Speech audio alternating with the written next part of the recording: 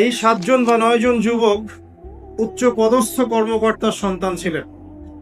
তারা তাওহীদকে চিনতে শিখলেন, আল্লাহ রাব্বুল আলামিনকে চিনতে শিখলেন, শিরকের সাথে তাওহীদের আপোষ করলেন না, সুন্নতের সাথে চলমান জাহিলিয়াতের আপোষ করলেন না।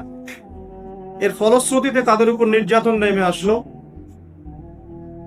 রাজা তাদেরকে 3 দিন সময় দিলেন।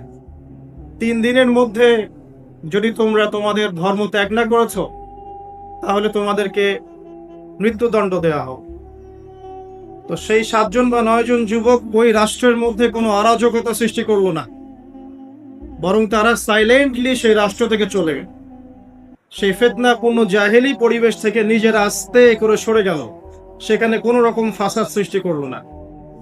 যাওয়ার সময় তারা একটা কুকুরকে সাথে নিয়েছিল, যেই কুকুর বছরের পর বছর তাদেরকে পাহারা দিয়েছে গুহার মধ্যে।